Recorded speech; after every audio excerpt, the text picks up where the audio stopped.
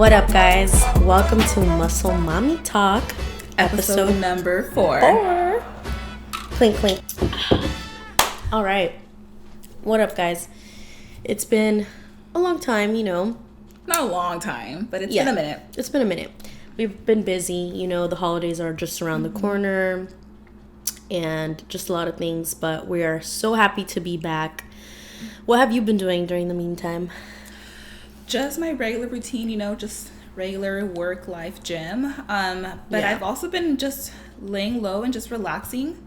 And we've been watching, actually, a show, Killer Sally on Netflix that you got Sally. You got me into.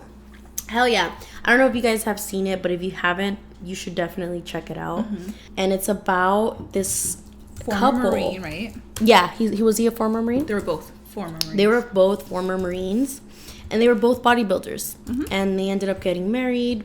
I think they weren't his kids, right? They were adopted. They were her kids. They were her kids. So he kind of adopted them. But anyway, this isn't a spoiler alert. This is what the name says Killer Sally, but she kills him. But the documentary, it's just 3 episodes, huh? It's a very short documentary series, and I think it's a total of 3 episodes. Yeah. It goes into detail of their background of how they met and in the service, and then post-service, their history with bodybuilding, and that's the one thing they had in common. And I think the reason why they were drawn to each other was because they both had this interest in bodybuilding, and so they were both in the gym, weightlifting, training for competitions. And I think I don't even know his name. Ray McNeil, and then her name was Sally McNeil. Mm-hmm. But when you watch the episodes, there's just 3. It's a 3-part series. That's why I'm saying you guys should watch it. You could just see she was so in love with him. That was the love of her life. And when you're in that honeymoon stage, you will bend your back over for them. You will do whatever for them, and you want to spend every single minute with them. So throughout the series, it kind of just shows that she was a little bit envious when a lot of girls would approach him, and she would get a little jealous, right? But yeah, it's crazy. You guys gotta watch it. It kind of shows you her perspective, and also how the media kind of elevated it even more. Because when was this in the 90s or something? Mm-hmm. I think it was right, early 90s. Yeah, so that's kind of during that time, bodybuilding was only kind of men. It was primarily male dominated. And then you can kind of start to see it. Even show what I like about this episode, it kind of takes you on a ride in the 90s to bodybuilding. So if you're not too familiar with it, it's kind of cool because you kind of get to see how it was in the 90s. And then they show little bits of how women started to really do bodybuilding, get into competing. Yeah. And something we learned on the show was, what's that word that they would call the schmuck? Was it a schmuck? No. Schmo. Oh my god, dude. So schmo is a term used in the bodybuilding community where a man would pay bodybuilders for either private posing sessions and wrestling. It was a thing back then. And the documentary kind of shows you what that is. That was the first time I learned about that term. Mm-hmm. Or wrestling. They pay you to wrestle with them. And I was I do jujitsu, so I was oh my god. I was are those guys in my DMs schmoes then? That's so true. You guys have no idea. What was did I send it to you? Mm-hmm. On Hinge, someone matched with me, and they were I would love to wrestle with you. But they don't even wrestle. They just, because they see that I do jujitsu. I'm just yeah, so after Michelle sent me that screenshot, and after watching Killer Sally, we're both he's a schmo. Yeah. So if you have any schmoes in your DM, call them out. Be look, schmo. No. It really kind of opened up the world to bodybuilding. Because me and her, we're not bodybuilders. We just love working out at the gym. But looking at that documentary kind of really opened up. It gives you history. It gives you a bit of history, and then you kind of have interest to look into it. Yeah. Who are these bodybuilders, and what was going on around that time? Yeah. So yeah, definitely it's interesting. So we would highly recommend for anyone just to watch it, or if you're not into bodylifting, just kind of that. It's another crime mystery documentary series. It's good. when you watch the show too, you kind of get to see, because they were both into bodybuilding, but then he like, didn't he like stop working, and like she had like 2 jobs, so she could pay for his competitions, travel, photo shoots, everything. So in the end, like she was kind of doing everything for him. She was carrying all the weight. Yeah. And it's like, you can kind of see that they were in love in the beginning, but like after a while, I feel like a relationship, it takes 2. And when one person starts to like, kind of like you said, take all the weight, it's gonna fall in the end. And like, you can just kind of see like yeah, like there's some videos of like just him like doing everything that she wanted to do. Like, it was also her dream to compete, because she would compete too, huh? Yeah, but that's something that you also learn. So in that episode, we find out that, you know, he couldn't work anymore because he dedicated his everyday to like the gym, and then eating, and back to the gym. So that was like his career. It's his career. Yeah. And that's something that I've been learning, and I've kind of been finding out through like different people, is that when you are competing, there reaches a point where how dedicated you are, that's what your life is at that moment. It's going to be training, resting, back to training, learning, and like that's pretty much what you do. And sometimes people don't have the capability to work, or I don't know what their life would look like, or how they get any form of income. But I've heard it's a lot of sacrifice. It's crazy. Like, you think about it and you go like, yeah, you can kind of compare it with jiu-jitsu too. Like, there are some hobbyists, but then there are some people that it's their career. So it's like they sacrifice everything. People will like move countries, sometimes states, to try to come and make it here, whether it's like bodybuilding, jiu-jitsu, whatever it is, right? And like she said, all the discipline, all the hard work, it all comes down to like one day, right, when you're gonna get that gold medal. And it's like, it's crazy how you said it's like, until you're like put through that freaking furnace, like that's when you kind of see like what you're made of. Sorry, do not disturb. I know. There. But also that kind of leads us into a different topic, something that we both have kind of bonded over the past couple of weeks. And it is Chris Bumstead. Yeah, Chris C-Bum, Bumstead. Daddy. Oh, we call him Daddy. Daddy's daddy, whatever you want. Daddy, husband, respectfully. Yeah. Like, do we? I know. Yes. Okay, so again, me and Sarah, like, we barely got into like the whole bodybuilding thing. It's one thing to go to the gym and like, you know, like that stuff, but bodybuilding is like a whole other subject. So we've been really fascinated and following his like journey. So as if some of you guys already saw Olympia 2022, Chris Bumstead, C-Bum, he won. So now it's like 4-time, right? His 4-time classic physique title.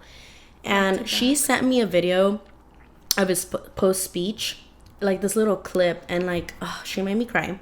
I was like, why am I getting emotional right now? But his words, like, they just meant so much. Like, you could just feel it. Like, how he was like, you know, he's like, what did he say? He was like, I was crying, you know, with my girlfriend because I didn't know if I was going to make it. Like, you know, he had reached that point where, like, it's like when the pressure really hits, right? Like, what do you do when the pressure hits? Some people cave and some people come out, right? And right there, he was talking about how he was having that moment where he was like, oh my God, like, I don't know if I can do it anymore, he said, you know. And I was like, all tearing up, like. And then, you know, he won. And then he said, this time I cried, but I cried tears of joy, you know. And he's like, and this is what it's all about. It's about the journey. And it's kind of crazy because you kind of hear like the same sentiment. Like Kobe said the same thing. Yeah, he's like, it's not about the destination. It's about the journey. And it's so true. It's like in those moments that matter, those are the moments you're gonna remember, you know. It's a progress, it's not like destination. But yeah, that video that I shared with you this morning, we'll probably like link it below. 4 weeks ago, I was in the bathroom crying, honestly sobbing with my girlfriend. Felt like things were just kind of hard and tough, and I wanted to just quit, to be honest. I felt like I'd lost a lot of faith in myself, and it was getting really hard to just push through. And I didn't quit, obviously. We're here today, but this morning after prejudging, I had that same cry in the bathroom, but this one was a cry of gratitude and pride that I had pushed through and gotten through that. And it's these moments, it's this journey, and like I felt this before having the trophy around my neck. It's the journey, it's the experience, it's knowing that you pushed past times where you wanted to quit and you got shit done. You pushed through it. So to everyone out there whose dreams are scaring you, whose dreams make you want to quit, just don't quit. It's good. Your dreams should be big. They should be scary. Just keep pushing through. It's not about winning. It's not about a trophy. It's about having no quit. It's about giving everything you have so that when you show up on game day, before the results are over, you're proud of yourself and you know the work you put in. And even just like those words were very touching. They were very simple. He didn't give a big speech of like what made him successful or what pushed him. He just said like, I had a moment where I felt like he just wanted to give up. And we all have those moments where you're like, I can't keep going, whatever it's like working out, career, or whatever it is in life. There's moments that you want to give up, but you just keep pushing because that's what you're working for. And it's that mindset of like, if I can overcome this, then I can overcome anything. Yeah. And that's how you get stronger too. Like, I know it sounds cliche, or you've heard it, right? Like, where, oh, you just gotta push through, and like sometimes you feel like, fuck, that's annoying. Like, I get it, but it's like, no, like really, like you just gotta like push through. Like, it's so cliche because it's so true, and like it's just inspiring just to hear him say that. And that kind of reminds me of, I don't know if you've ever heard of that like saying where they say pressure makes diamonds. So I didn't know that like was like a literal fact. I was like, okay, whatever, this is just a saying. No, like literally, like I think it takes like, I want to say, let me look it up, but it takes like a certain amount of pressure. There's like a number to really make a diamond. So I really love that phrase. Before I would be like, what does that even mean? But watch, how much pressure? Here it is. Look, it says it takes around 2,500 degrees Fahrenheit and 825,000 pounds per square inch in pressure in the carbon for it to form a raw diamond.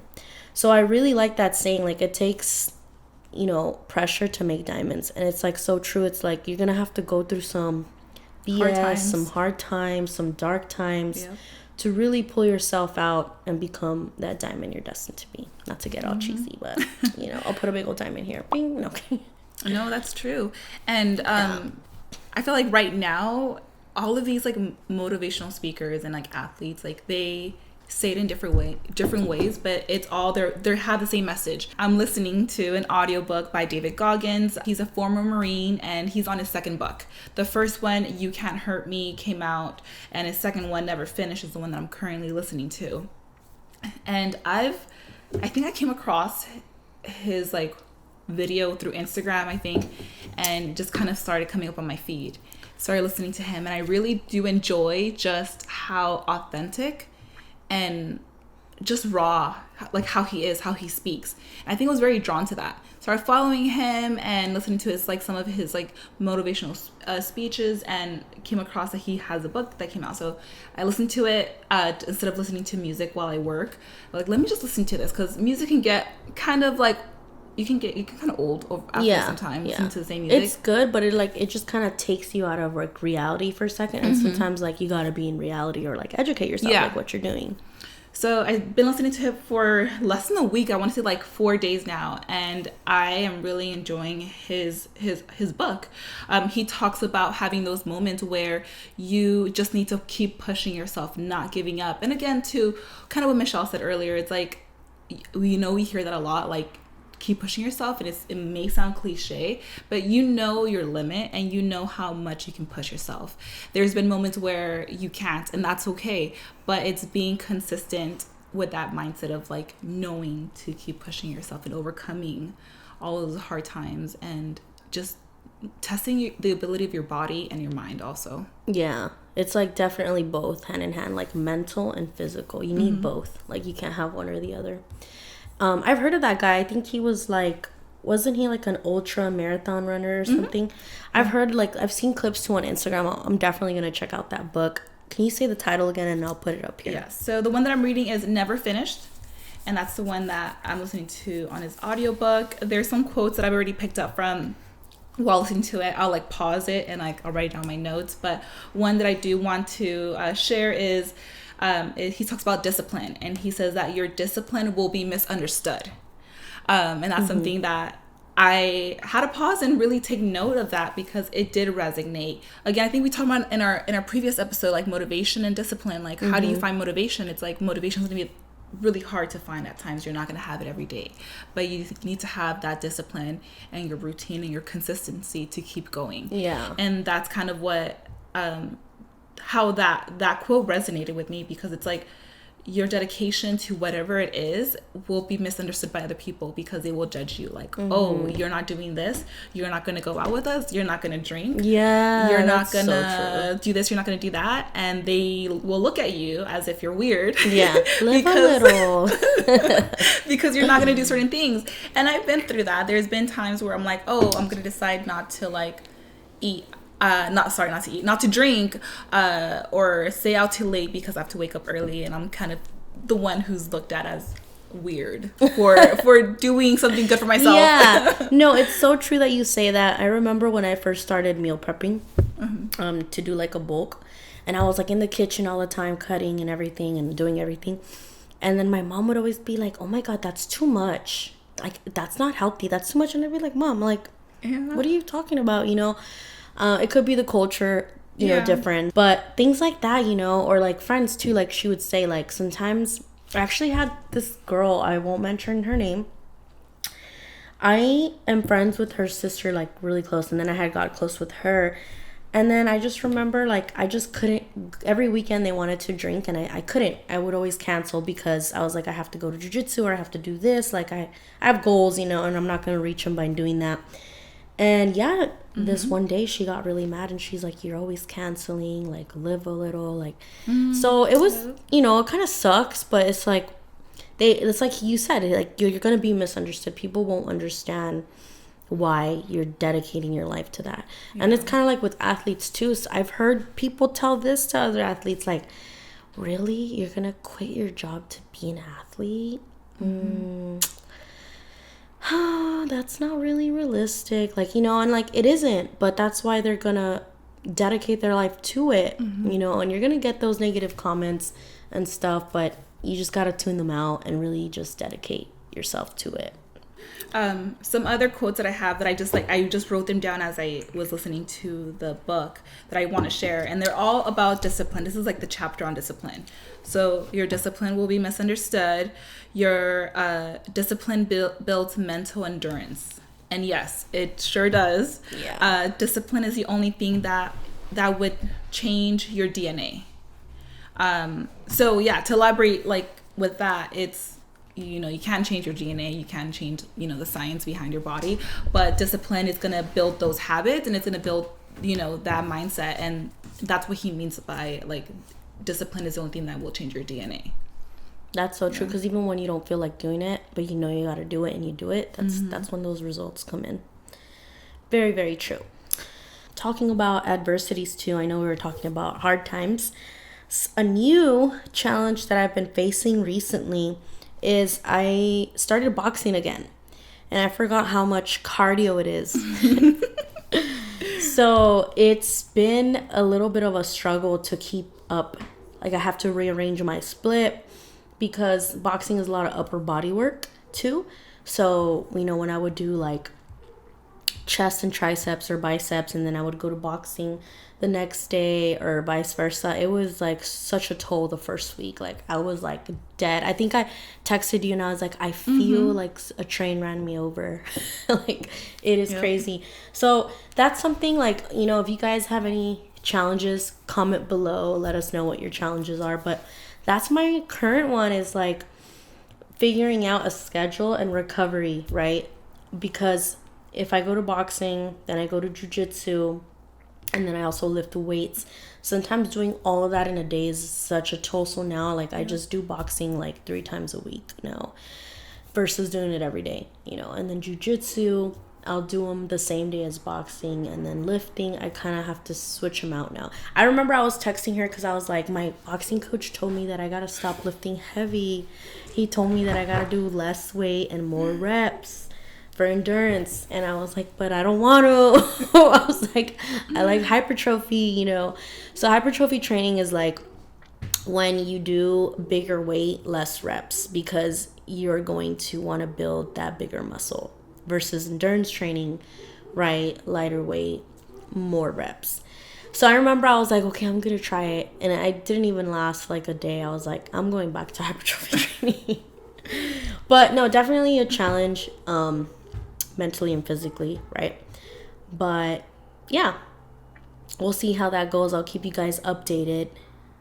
But I remember one of the struggles I did have going back into boxing is dealing with hand cramps. Are any boxers out there? Like, how do you deal with that? The first time, like literally I felt like my hand was like this the whole time. And I had to ice it because it was so purple here. Now it's much better. Yeah.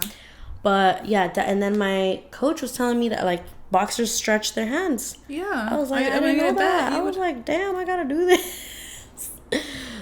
But what about you? Do you have any new challenges you're facing? Yeah, I would say my challenge has been regarding like progress, and just again reminding myself that progress takes time, and it's not going to be something that happens like in a month or within like a couple of weeks. So even though I know this and we've talked about it in our previous podcast, it's a little bit hard to, you know, still kind of understand that within myself. Let my body take its time with the progress that I want to see. Also, like allowing my body to rest more. There's been times where I'm like, I really can't go to the gym. I think we were texting at this time recently. We have that problem. Yeah, that's our toxic trait. Like we don't want a rest day. we were just texting each other recently, and I think we were trying to go to the gym. When was it? I think it was like during the week or weekend. During the week, I think. During the week, yeah. And we told each other the day before, okay, we'll see you at the gym. And then the next morning, we just couldn't do it. We couldn't do it. It was just our bodies. This was like, I had also just gotten into boxing. Yeah. And like, we were just having a rough week. And I was just like, no, my body can't. But like she said, it's just like maturing in the gym is knowing when to take that rest day. Because then if you go and your body is not ready, hasn't fully recovered, you can injure yourself too.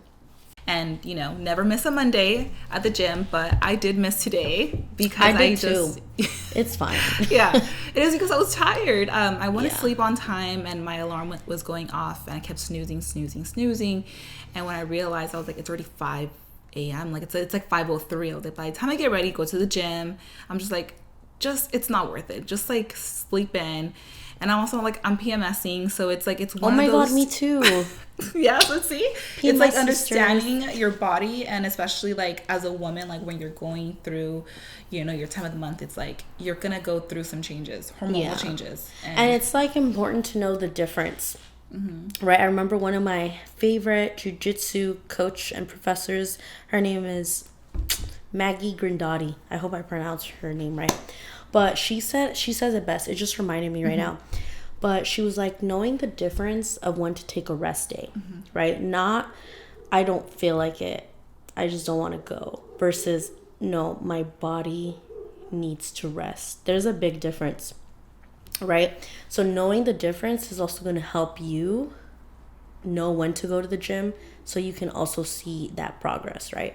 Because there's a big difference between waking up and going, I don't want to go to the gym because mentally I just don't feel like it. I'm having a bad day. I'm depressed, yada, yada, etc. Those are the times where you need to push yourself to go so you can feel better. Versus the days where not only don't I feel good mentally, but physically I feel freaking exhausted and tired, but I'm going to feel guilty if I don't go. So I'm going to try to force myself to go. But then you really feel like shit, like physically. You shouldn't go because you're going to injure yourself, and that's your body telling you need to rest. So knowing the difference between knowing when your body really needs a rest and it's telling you like, hey, we need to rest, we need to chill, versus when it's just like mental and you just got to discipline yourself and go. Yeah. It'll be hard to decipher in the beginning, but the more you train and you take care of your body and you respect your body, you're going to know the difference, I feel, right? Yeah. Absolutely, yeah. Because there's been times where, you know, you wake up early, you're like, I don't feel like going. I mean, you're not always going to feel like you want to go, but you push yourself. But after you're done with your workout, you feel great, you feel amazing. So I've had those days, and it's like, again, understanding, like, what is it? Is it you're having really a bad day and your body just needs to rest? Or is it just, like, emotional? Like, is it just, like, temporary? What was that? Is it temporary emotion or temporary? Oh, I know what you're talking about. Yeah. Yes. Okay. I know what she's talking about. So it's kind of like let's say you like, for example, no one likes to wake up early, especially when it's cold, for that 5 a.m. workout, right?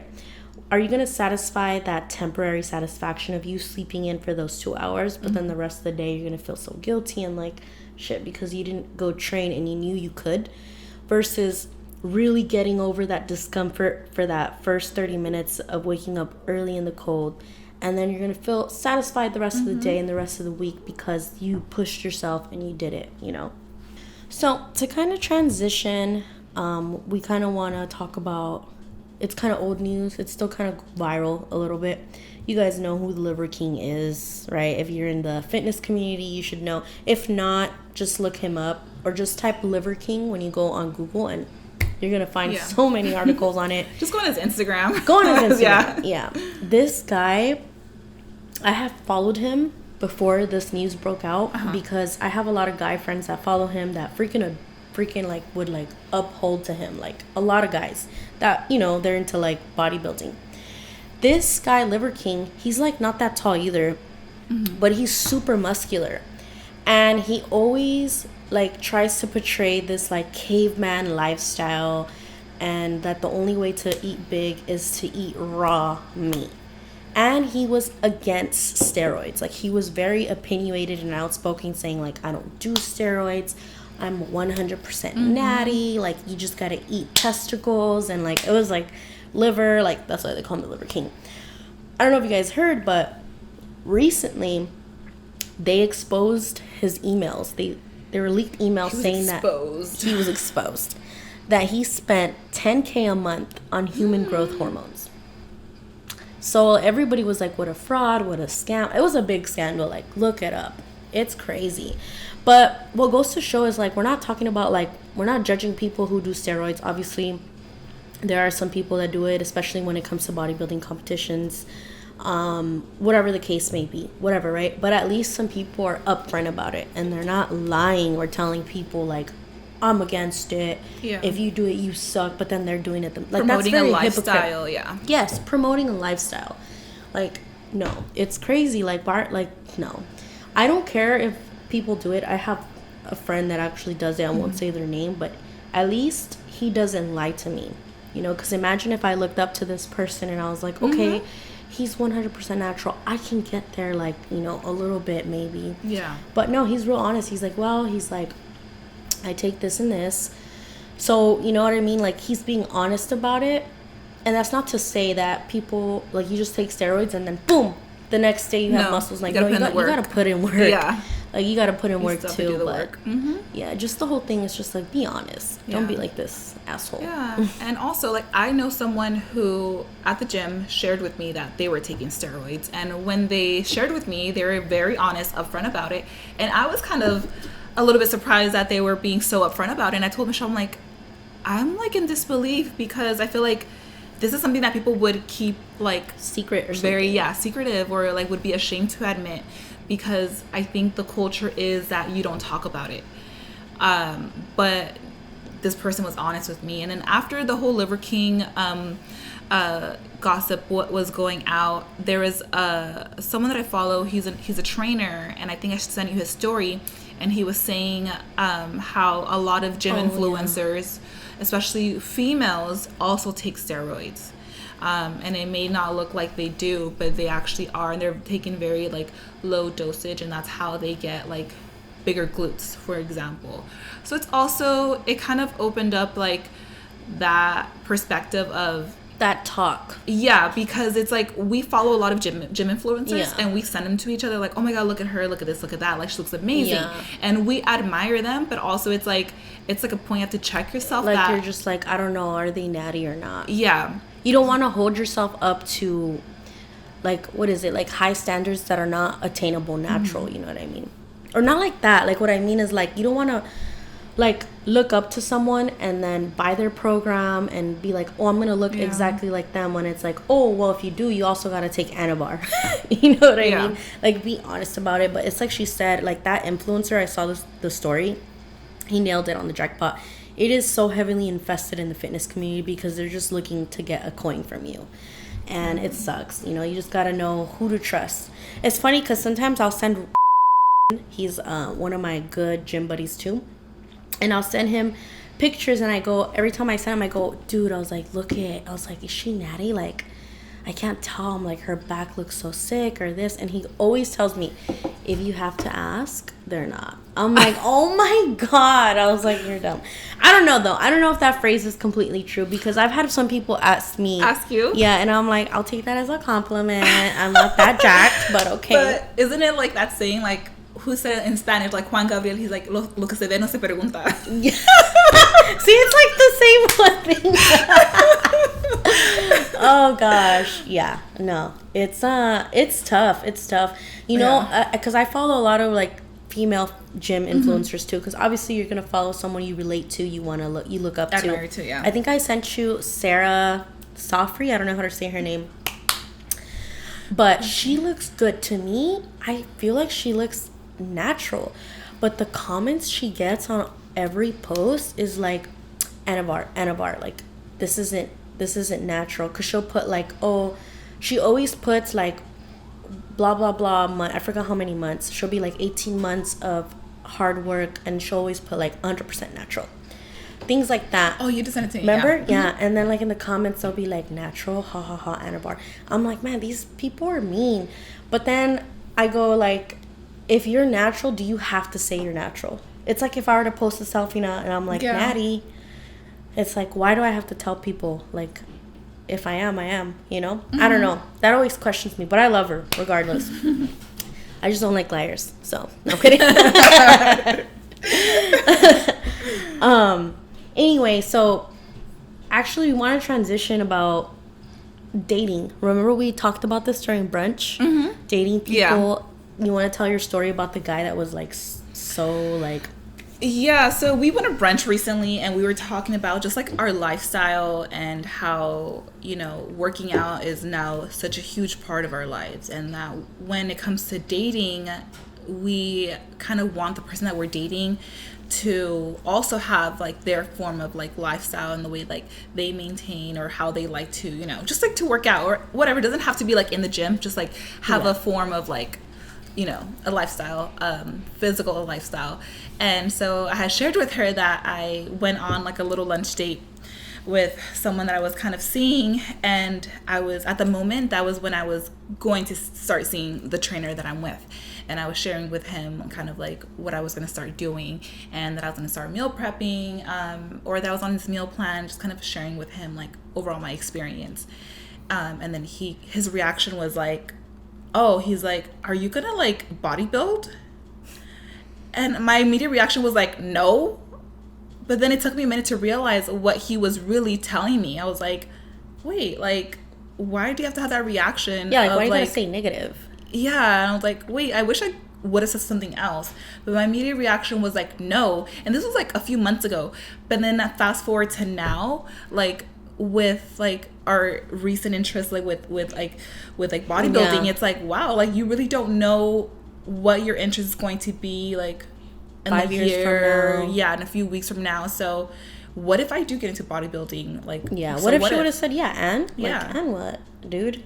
Yeah, so little things like that, little comments like that, like I didn't really appreciate that. Now that I think about it, I'm like, huh. Yeah, I'll get comments like that too, like, why do you want to look like a guy? Like, what? Like, do you hear yourself? Like, yeah, it's crazy. Like, it can be toxic, unfortunately. Like the lifting community, even, you know, not just lifting community, like in sports general, you know, like especially MMA or jiu-jitsu, it could be pretty toxic. We were talking about that, like dating, it can be hard when, you know, we have a passion for it. Like me and her, we have a passion for the healthy lifestyle. Like, we're not perfect, but we like going to the gym. And it's like, we're not saying like, we're not on Hinge going, we need someone that's 7 feet tall, that has freaking 1,200 abs. Like, no, like, just be active, have a hobby, keep yourself active, because dating someone, because I have my own hobby, and you need to have one too, because I used to date someone that would be like, you go to jiu-jitsu every day, you're rolling around with men, and you go to the gym, like, that's too much. And I'm like, no, like, that's not too much. Like, what do? What are you doing? Like, are you just drinking? Don't get me wrong, I drink too, but I also work out, you know what I mean? Like, I have a hobby, like find one, because it's hard being with someone that doesn't have a hobby or like is active, because they won't understand. Like they just won't understand. So that's kind of like the hard part when it comes to dating. And then especially for me, I feel, because I'm always doing like a mixed martial arts, which is like you're in close contact with the opposite sex. So sometimes it can make men insecure, and I'm just like, oh God, like, this is why maybe I just gotta date someone older, more mature. No, you know. I mean, just because they're older doesn't mean they're more You're mature. right. You're right. Yeah. Yeah. Very true. But very facts. I know someone very close to me who was, she was getting ready to do a body competition, and I kind of checked in with her to see like what was going on with that, because I wanted to be a part of that. I wanted to see her compete, and she told me that she wasn't going to do it because her partner, it was just causing a lot of issues in the relationship, and overall it just kind of like stemmed, about like his insecurity and the partner's insecurity. So again, it's like, you need to be with someone who's understanding of your hobbies and who's secure about themselves. That's so sad. Like that's like her dream, like one of her goals, and she couldn't do it. Yeah.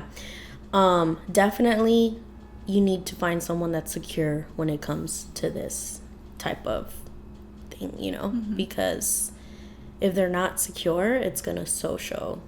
Yeah. If you're going to be in a relationship, you need to be with someone secure and someone that's going to have your back. Because kind of going back to Sebum, his girlfriend, me and her, we watched. You guys should watch it if you like have time. It's on YouTube. And you kind of see his journey before Olympia. Yeah. Like how he's prepping and like the shit he goes through. And his girlfriend has his back, is right there helping him. Like how much food do you need? Like what do you need? Like it's... Yeah, you need someone that's going to have your back, even through hard times, right? Like, they're not just going to be there during the good times, during the fun times, but also those hard times. Like, you know what? Like, especially when it comes to, how they're so disciplined when it comes to eating, that can be, like, a spot where couples argue, too, because it's like, well, I want to eat this. Like, I want to eat In-N-Out. Yeah. It's like, okay, well, you go eat, but don't talk shit about me. Like, no, yeah, to add on, again, when I was dating this person, in the first few dates, it's all fun. You go out, you're kind of getting to know each other. But after a while, I told him that I didn't really want to go out to dinner all the time. Because again, it's like I'm watching what I'm eating, and I can't do that consistently. And I also can't go out and drink all the time. Let's do an activity. Let's something else that doesn't always surround with alcohol and food. And they kind of made a comment about that also. But again, now reflecting on that, I'm like, okay, why do you need to make a comment about that? Like, come on. Like, I'm focusing on myself, focusing on my goals, and don't like make me feel bad about that. Yeah. All right, guys. So this time we didn't do Q&A because we forgot to post it on the story. So we don't have any Q&As to answer, but we do have cheese time. Yes. I actually do have a story. It just happened, actually. I went to a Christmas party. It was a jiu-jitsu one / gym. So there's this, I go to many jiu-jitsu schools because they're all affiliates. So there's like a bunch, right? I digress. Anyway, so this one Christmas party, it was going to be mixed with gym people. So like, those gyms that are kind of boutique gyms, like HIIT gyms, free weight gyms. It's like that, but / we share space with them and do jiu-jitsu there. So the Christmas party was going to involve both sides, jiu-jitsu people and then those like HIIT people, free weight gym people that don't know jiu-jitsu at all. So it was a mixture, right? So it was fun. Like, I got to see my jiu-jitsu friends. I saw people I didn't know. We played games where all of us had to interact together. And then, whatever, to make my story short, I met this guy.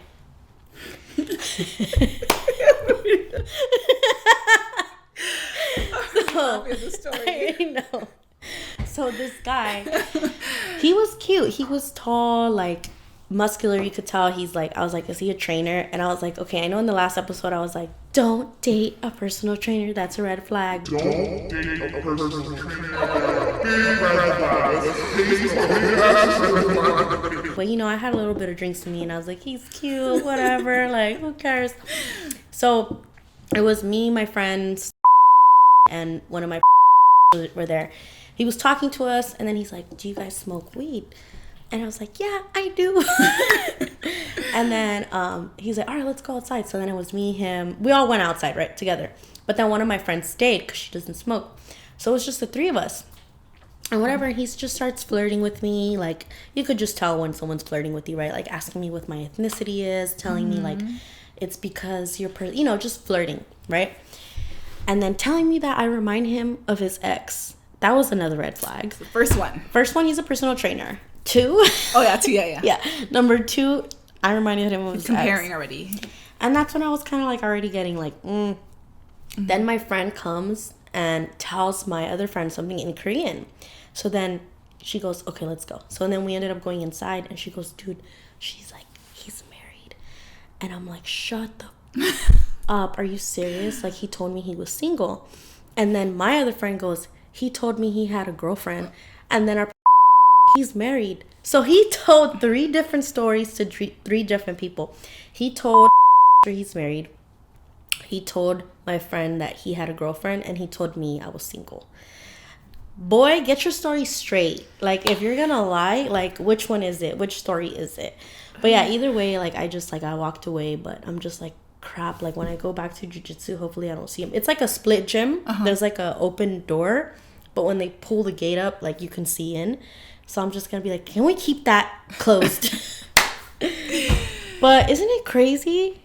Man ain't shit. Is he an Android user? Huh? Is he an Android user? I don't know. Probably is. Add that to the list. Add that to the motherfucking list. No, but yeah, that's crazy. Anyway, that was the cheese me of the day. Don't date gym guys. No, I'm kidding. But do you want to add anything before we close out? Cheeseman, no. Unfortunately, I don't have any cheeseman for you guys. But no, just stay swole. Yes. I hope you guys like our new logo.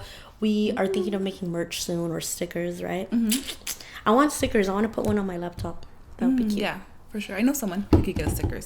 But yeah, let us know what you think about future merch. Would you wear a hoodie or sweatshirt? Comment below. Let us know what struggles you're going through, or if you have any questions, we'll answer them in the next episode. Stay swole, ladies. Bye, guys. Bye.